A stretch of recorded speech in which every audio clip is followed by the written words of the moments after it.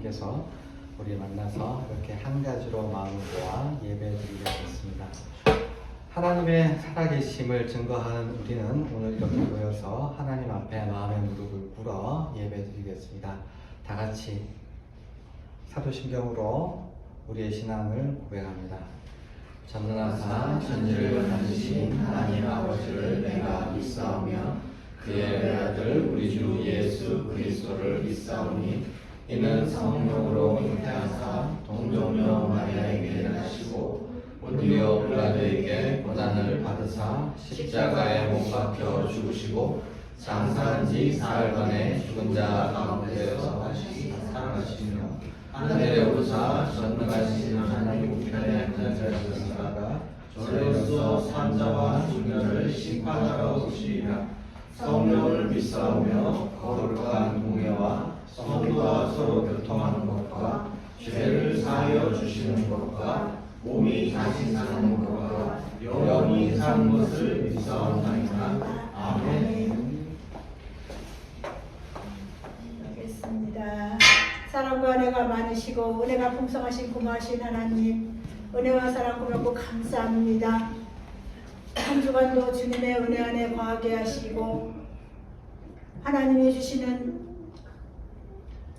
믿음 따라 산다고 하지만 하나님 저희가 육신적으로 부족하고 하나님 믿음이 연약해서 하나님 뜻대로 살지 못한 것 있지만 하나님 이 시간에 예수님의 보혈의 능력이 우리의 마음과 생각을 깨끗하고 정결케 하여 주시기를 원하고 기도합니다. 이 나라 민족을 위해서 하나님 기도합니다. 하나님 우리 대한민국을 지켜주시고 하나님 아버지 이 땅에 복을 주옵소서. 하나님 이 나라가 복음 전하는 세계 만방의 복음을 전하며 성도사를 많이 파송할 수 있는 그런 나라가 될 수 있도록 하나님 축복하여 주시옵소서. 동양교회도 하나님 세워주시고 하나님 이곳에 이렇게 예배의 장소로 하나님 허락해 주셔서 감사합니다. 하나님 우리 동양교회가 예수 그리스도의 복음을 전하며 하나님 서로 사랑하며 섬기는 교회로 나아갈 수 있도록 도와주시고 또 하나님 아버지 이 사업장에도 하나님 복을 주시기를 원하고 기도합니다. 우리 동행교회 온 성도들 가정을 하나님께서 불꽃 같은 눈동자로 지키시고 하나님 보호하여 주시고 특별히 우리 어린 심령들 하나님 세상은 험하고 죄악이 득실거리지만 우리 하나님께서 우리 자녀들을 죄악에서 수렁에서 건져주셔서 하나님 믿음이 성장할 수 있고 또한 견고해지는 우리 자녀들 될 수 있고 하나님 아버지 믿음의 기업들로 자랄 수 있도록 우리 자녀들에게 지혜를 주시고 하나님 명철을 주시고 건강을 더하여 주시기를 원하고 기도합니다. 하나님 각 가정에 또 기도하는 기도 제목이 있습니다. 하나님께서 응답하여 주시고 하나님께서 내가 여기 있다 하나님 말씀에 이렇게 또 체험할 수 있는 그런 신앙 되게 하나님 도와주시기를 원합니다. 이 시간 말씀 전하시는 전도사님 성령의 기름 부음이 넘치게 하여 주시고 하나님 아버지 우리 성도님들 연약한 심령은 강건케 하여 주시고 하나님 병든 몸은 치료되게 도와주시고 믿음이 연약한 자들에게는 믿음을 더하여 주셔서 하나님 오늘 이 시간도 하나님 앞에 은혜 받는 귀하고 복된 시간 되게 축복하여 주옵소서. 예수님의 이름으로 감사하며 기도드립니다. 아멘. 찬양할게요.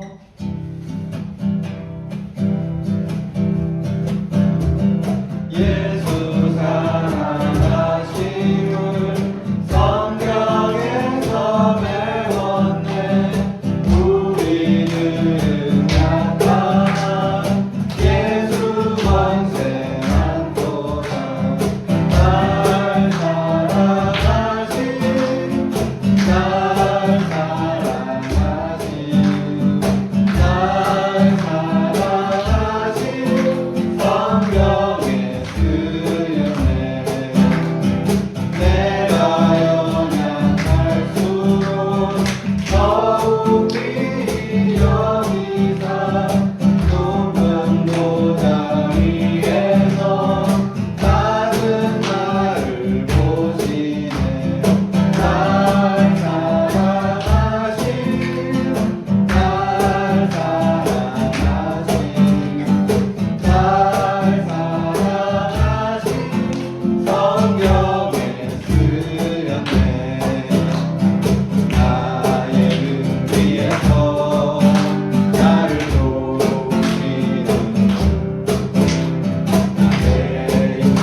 길에서 비치고 보나요 매일처럼 주저앉고 싶을 때 나를 밀어주시네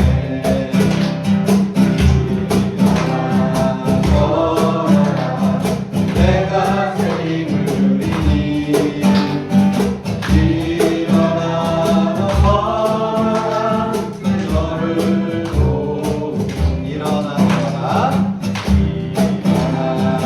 걸어라 내가 새 힘을 누리니 일어나 걸어라 내 너를 보리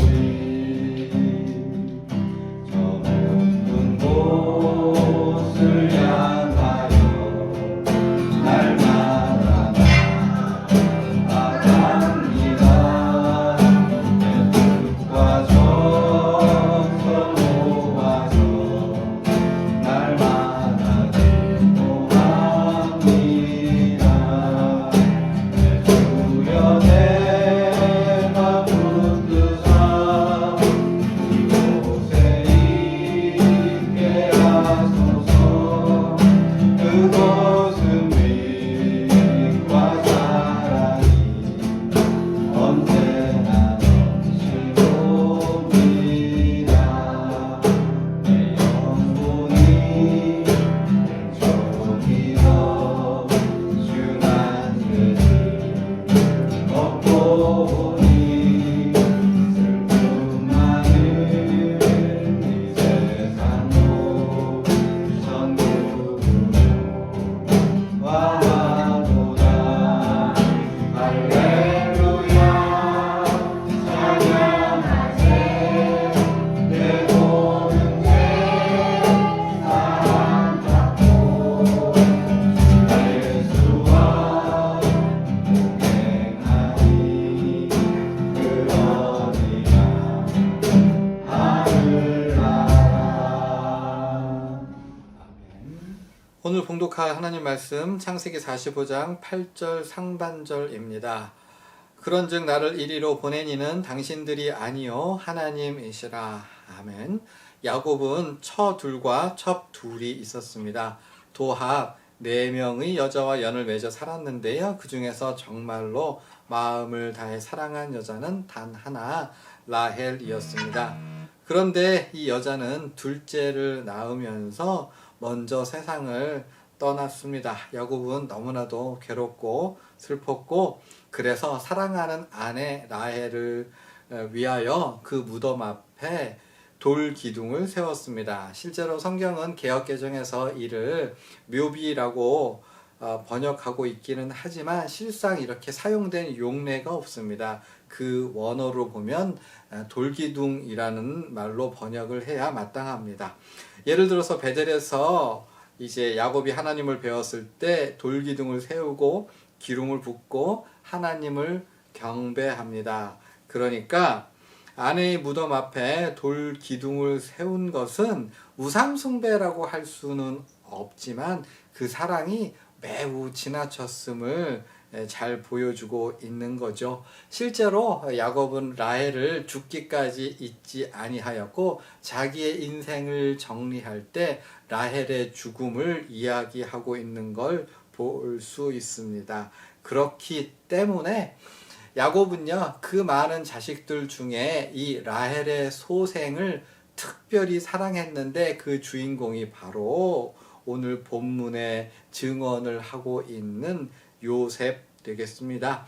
요셉이 얼마나 예쁘던지 이 아들에게는 특별한 옷, 즉 채색 옷을 입혔습니다. 지금으로 말하자면 명품 옷을, 명품 양복을 맞춰 주었던 겁니다. 이게 공평하면 좋았을 텐데 다른 나머지 아들들에게는 그러하지 아니하고 오직 요셉만 특별히 사랑해서 아주 명품 옷을 입혔었던 거죠. 다른 아들들은 험한 데로 가서 막일을 하게 대굴대굴 구르며 일하게 하면서 라헬의 소생 요셉은 자기 품에 안고 금이야 오기야 아꼈던 거죠.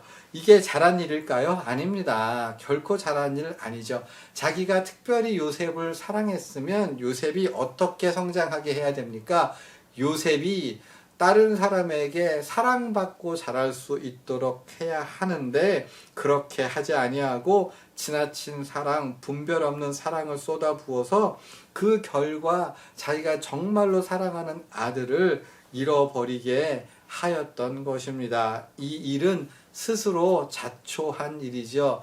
야곱이 요셉에게 분별 없는 사랑을 통해서 그 나머지 모든 형제들이 요셉을 미워하게 만들었고 요셉은 버릇없고 싸가지 없는 사람으로 성장하게 되었던 일이죠. 이게 야곱이 스스로 발등을 찍은 일이 아니겠습니까? 그리하여서 어떠한 일이 일어났느냐? 야곱이 어느 날 야 얘들아 요셉 빼고 다 모여라. 아들들은 다 모여서 이제 우리 집에서 기르는 양과 염소를 데리고 저 멀리 세겜에 가서 꼴을 좀 먹이거라 이야기를 했던 거죠. 아버지 요셉은 안 갑니까? 요셉은 나 품에 있어야 되고 아까워서 못 보내니까 너희들 10명이 가서 그렇게 양과 염소를 치거라. 아들들이 불만이 없었겠습니까? 입이 대빨이 나와가지고 길을 떠났지요.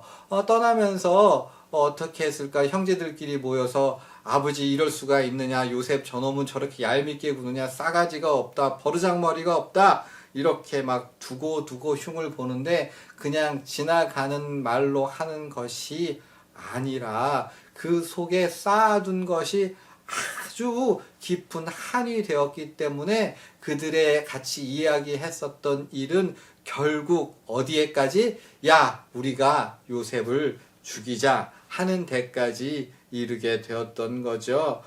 그리고 그 화가 얼마나 심했던지 야곱은 너희 세겜까지만 가라고 했지만 이 10명의 자녀들은요 세겜을 넘어서 저 멀리 도단에 이르기까지 아버지에게 연락도 아니하고 그렇게 양과 염소와 소를 치고 있었던 거죠. 한참을 기다려도 연락이 없으니까 아버지 야곱은 궁금해졌습니다. 그래서 자기 품에 있었던 그 귀한 아들, 사랑하는 아들 요셉에게 심부름을 하기에 이릅니다. 야, 너희 형들이 지금 세겜에서 양과 염소를 치고 있는데 가서 보고 오너라. 뭐라고요? 가서 보고 오너라. 그렇게 말을 합니다. 야, 여기 맛있는 간식이나 먹을 거나 치즈나 우유나 뭐 이런 거 빵이나 가지고 가서 형들에게 칭찬해주고 위로해주고 아니면 같이 데리고 와라 이런 말 아니고요. 거기 가서 별일이 없는지 사고치지 아니하였는지 잘못하지 아니하였는지 잘 살펴보고 형들은 거기서 계속 고생하도록 남겨두고 너만 나한테 오너라 그렇게 했었던 거죠. 그런데 막상 이제 그 명령 아버지의 부탁을 듣고 요셉이 형들을 찾아가는데 잘 찾아지지 아니하였습니다. 왜요? 있기로 했었던 세겜에 없었으니까 저 멀리 도단으로 갔으니까. 그런데 어떻게 우연찮게 이제 소식을 듣게 되어서 마침내 도단에 있는 형들에게 가게 됩니다.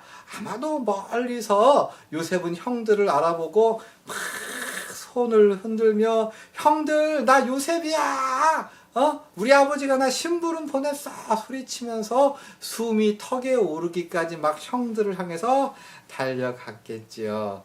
그때 형들은 이미 요셉을 죽이기로 약속이 끝난 상태입니다. 요셉이 자기들 앞으로 착 달라왔을 때 성경은 말하고 있지 않지만 어쩌면 시므온 같은 형이 와가지고 따귀를 팍 때렸을지 모르겠고 형들이 우르르 달려들었을지도 모르겠습니다. 결국 이 요셉을 형들은 잡아뜨리고 그 옷을 거칠게 벗겨버리고 물이 없는 구덩이에 던져버립니다. 그리고 그 요셉이 그 구덩이에 요셉을 던져 넣은 다음에 상의를 시작했죠. 어떻게 죽일 것이냐, 목을 매달아 죽일까? 칼로 찔러 죽일까? 그냥 온갖 흉한 얘기를 그렇게 했었던 거죠. 그만큼 형들이 가졌던 요셉에 대한 분노는 아주 컸었던 겁니다. 그 중에 그 10명의 형들 중에 단 한 사람, 요셉을 좀 용서하자고 말하는 사람이 있었으니 바로 장남 루벤 되겠습니다. 루벤은요, 아버지를 사랑하는 마음이 있었고 동생 요셉을 불쌍히 여기는 마음이 있었습니다. 그래서 이 동생들에게 9명의 동생들에게 간곡하게 이야기를 했던 거예요. 아니 지금 저 요셉이 저 구덩이에서 울며 불며 손이 발이 되도록 빌고 눈물 콧물 저렇게 흘리고 엉엉 우는 걸 봐라. 불쌍하지도 않냐. 야 이제 버릇 고쳤으니까 다음부터는 요셉이 잘할 거야. 야 살려서 보내자. 아버지가 이 요셉을 얼마나 사랑하는데 요셉이 죽은 소식을 알면 아버지 큰 병 나신다. 동생들 이제 그만 좀 하자. 이 정도면 됐어. 원래는요 당시 장남이라고 하면 다 껍벅 죽어가지고 아유 큰형님이 그렇게 말씀하시면 우리가 들어야죠 할만한데 동생들이 그 장남 루벤의 말을 듣지 아니합니다. 왜요? 이유가 있지요. 이 루벤이 아주 큰 잘못을 저질렀으니 아버지의 첩 빌하와 더불어 통간을 했기 때문입니다. 아버지의 침상에 올랐단 말이죠. 그러니까 이 동생들이 보기에 형은 지 앞가림도 제대로 못하고 그렇게 흉악한 죄를 지은 사람이 그렇게 착한 척 한다고 옳은 소리 한다고 그 말을 듣겠습니까? 듣지 아니합니다. 그러니까 루벤은 탁월하고 특별할 뿐만 아니라 마음도 착했고 그리고 장자로 태어났지만 그가 욕망에 무릎을 꿇고 그렇게 부도덕한 일을 저지름으로 말미암아 장자가 장자로서의 대접도 장자가 장자로서의 역할도 하지 못하게 되었던 거죠. 아버지 야곱이 자기 요셉을 사랑했는데 그 사랑이 지나쳐서 분별 없는 사랑을 함으로 말미암아 요셉을 엉망이 되게 만들었던 것과 마찬가지로 똑같이 루벤도 자기 발등을 찍어서 자기가 장남되지 못하게 만들었던 거죠. 그 인생이 비참하고 초라하게 된 이유? 자기가 자기 무덤을 팠고 자기가 자기 발등을 찍었던 겁니다. 즉 자기 인생을 자기 스스로 불행하게 만들었던 거죠. 이거는요 요셉도 마찬가지입니다. 아버지가 아무리 편애를 했어도요 아버지 이거 너무 부담스럽습니다. 저도 형들이랑 똑같이 나가서 일할 거예요. 아버지 저만 왜 채세고 주십니까? 형들한테도 채세고 주십시오. 아유 나 혼자 이거 못 있겠네요. 그렇게 얘기를 해야 마땅하지 않습니까? 오히려 형들이 무슨 잘못을 하면 잘못을 하는 대로 그대로 고자질을 해서 올렸으니 누가 몰래 연애질을 하고 누가 몰래 양을 잡아먹고 누가 무슨 잘못을 하고 실수를 하고 누구를 때리고 뭐 문제를 일으켰다 하면 그냥 아버지한테 쪼르르 달려가서 다 형들의 잘못과 허물들을 위주할 고주할 일러 바쳤을 뿐만 아니라 자기가 꿈을 꿔놓고는 그거 가지고 내가 우리 형들보다 가장 높은 사람이 될 거고 심지어 엄마 아버지보다 내가 더 위대하고 훌륭한 사람이 될 겁니다. 그냥 잘난 척을 꿈꿨으면 그냥 그런가 보다 기도하면 되는 것이지 그거를 그냥 사람들 앞에서 나 잘났다고 막 그렇게 떠드니까 오죽하면 아버지 야곱이 그렇게 사랑하는 아버지 야곱도 야 요셉 너도 그만 좀 해라 할 정도로 그렇게 잘난 척을 했었던 겁니다. 그리고 나이가 17인데 눈치가 왜 이렇게 없습니까? 지금 형들은 한 데서 노숙하며 고생을 하면서 양을 치고 소를 치고 온갖 고생을 하면서 밥을 굶어가면서 찬소리를 맞아가면서 그 뜨거운 태양 아래서 목마름 속에서 있는 고생 없는 고생을 하고 있는 판에 그 중에서 형들한테 갈 때 어떻게 갑니까? 채색 옷을 입고 뭘요? 채색 옷을 입고 그리고 가서 형들을 보러 간 겁니다. 조금 과장하면 이런 거죠. 형, 나 이 채색 옷 어때? 보기만 멋진 게 아니라 만져봐. 이 느낌이 그냥 보들보들 옷에서 그냥 흘러내려. 형, 이렇게 지저분한 옷 입고, 아우, 형 옷에서 냄새 난다. 아유, 어떻게 그렇게 살아? 밥은 넘어가? 아유, 손을 씻고 밥은 먹는 거야? 아유, 얼굴 그냥 건늙은 거 봐. 뭐, 이런 식으로. 그러니까 우리가 동화로 얘기하면 콩쥐 팥쥐에서 팥쥐, 신데렐라로 치면 거기에 이복 누이들과 아주 똑같은 그런 행동을 하는 거예요. 그러니까 형들한테 미움을 받고 형들한테 그렇게 험한 꼴 당하는 것이 조금도 이상하지 아니합니다. 형들이 야 우리 요셉 죽이자 라고 했을 때 그게 전적으로 아버지 잘못이냐? 아니요. 요셉의 잘못이 훨씬 더 큽니다. 자기 무덤을 자기가 팠고 자기 발등을 자기가 찍어서 그 인생이 나락으로 떨어져 버렸던 거죠.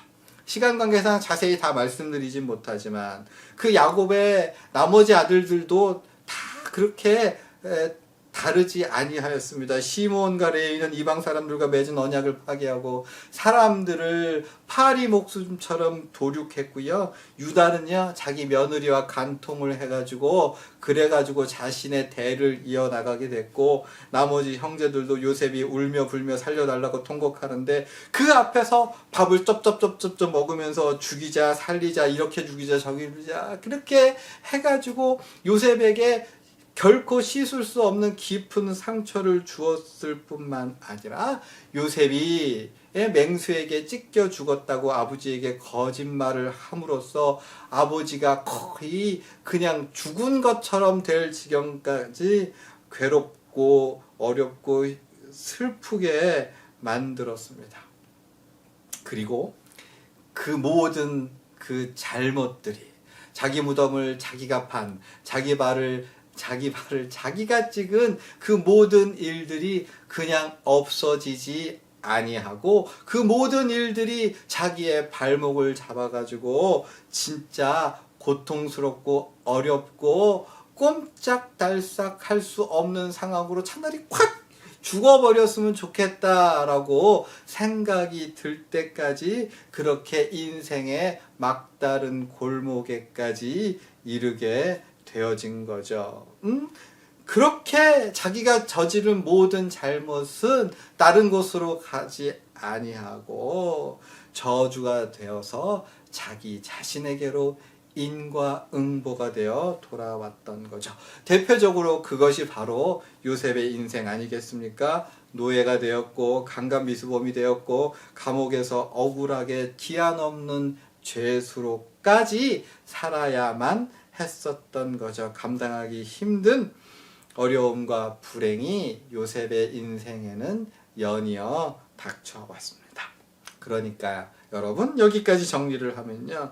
야곱과 그 나머지 모든 아들들은요. 다 자기 무덤을 파고요. 다 자기 발등을 찍었고 그것으로 말미암아 아주 감당하기 어려운 인생의 어려움에 봉착하게 됩니다.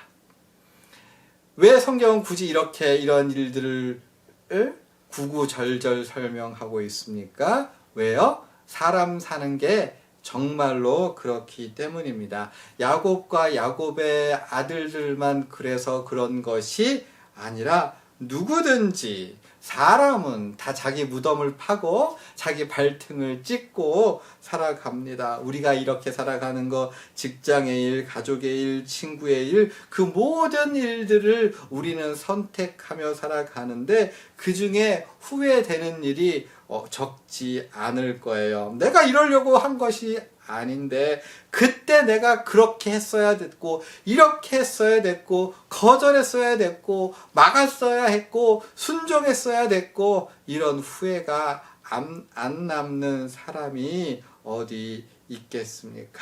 그럴 줄 알았으면 내가 이렇게 안 하는 건데. 사람은 누구나 다 자기 발등을 찍고 살아갑니다. 그래서 이 부분에서 우리는 위로를 얻을 수 있는데 나만 그런 게 아니라 나만 문제가 있어서 그런 것이 아니라 사람은 누구든지 실수하며 자기 자신의 무덤을 파며 살아간다. 나만 그렇게 큰 잘못은 아니다. 이렇게 생각할 수 있는 거고요. 더욱 중요하게 두 번째는 우리가 그렇게 해서 인생이 끝나는 것이 아니라 하나님께서는 우리가 스스로 잘못 선택하고 잘못 생각하고 잘못한 일로 말미암아 인생이 꼬이고 막다른 골목에 들어가서 맨 세상의 구경거리처럼 된 걸로 끝나는 것이 아니라 그 속에서 아둥바둥 살면서 고생을 하게 되면 그것이 그냥 죗값 받는 걸로 그냥 내가 받을 죗값 인과응보로 어쩔 수 없이 겪는 걸로만 끝나는 것이 아니라 그 과정을 통해서 오히려 우리가 미리 상상할 수 없었고 맛볼 수 없었고 기대할 수 없었던 하나님의 축복으로 변화시켜 준다는 사실입니다.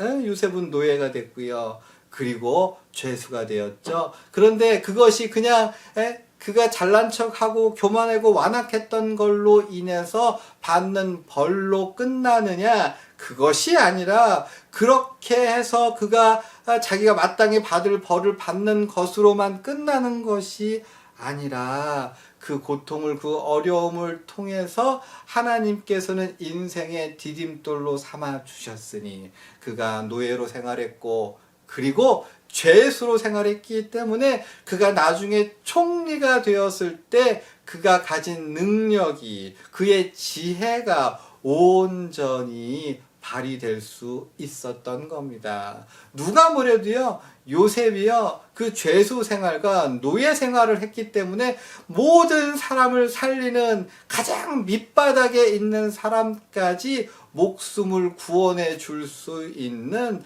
생명을 구원해 주는 사람이 그 은혜를 베풀어 줄 수 있는 사람이 될 수 있었던 것이죠. 바로 이렇게 하나님께서는 우리의 잘못으로 우리의 인생이 꼬일지라도 그 과정을 충실하게 하나님을 믿고 신실하게 밟고 그 고난을 잘 감당해 나가면 오히려 축복이 되게 하여 주신다라고 하는 사실을 오늘 본문에 이렇게 고백하고 있죠. 나를 이리로 보내신 이는 당신들이 아니요 하나님이시라. 뭐라고요? 내 잘못도 아니고 당신의 악함 때문이 아니라 실제로는 그렇게 된 건 맞아요. 자기도 잘못했고 형들도 잘못했지만 그러나 좀 더 높은 영적인 시각에서 보니까 이 모든 일의 배후에는 모든 것이 합력하여 선을 이루게 하시는 하나님의 섭리가 있었다. 뭐가요? 하나님의 섭리가 있었다. 이 고백은 우리가 아무렇게나 살아도 하나님이 다 책임져 주실 거다라고 하는 그런 이야기가 아니라 어떠한 상황에 있을지라도 모든 것이 하나님의 섭리 아래에 있음을 믿고 주어진 자리에서 저주받았다고 내가 잘못했다고 상대방을 원망하며 살 것이 아니라 요셉과 같이 하나님 앞에 순전함과 성실함과 믿음을 가지고 살라고 하는 권면인 것이죠. 요셉처럼 구덩이에 처박혀 있거나 노예가 되거나 무거를 당하거나 죄수가 된다고 해도 다 괜찮습니다. 왜냐하면 그 모든 일의 과정과 결과는 우리 하나님의 손 아래에 있기 때문입니다. 그러므로 슬퍼하거나 노여워할 것이 아니라 우리의 인생이 하나님께서 인도하심을 믿고 하나님께서 기어코 우리의 인생을 인도하여 주실 것을 믿고 그렇게 하나님을 믿음으로 승리하며 살아가는 저와 여러분 되기를 부탁드립니다. 아멘. 자, 우리 예수님께서 우리에게 가르쳐 주신 기도로 예배를 마치겠습니다. 하늘에 계신 우리 아버지여, 이름이 거룩히 여김을 받으시오며 나라가 임하시오며 뜻이 하늘에서 이루어진 것 같이 땅에서도 이루어지이다. 오늘 우리에게 일용할 양식을 주시옵고 우리가 우리에게 죄 지은 자를 사하여 준 것 같이 우리의 죄를 사하여 주시옵고 우리를 시험에 들게 하지 마시옵고 다만 악에서 구하시옵소서. 나라와 권세와 영광이 아버지께 영원히 있사옵나이다.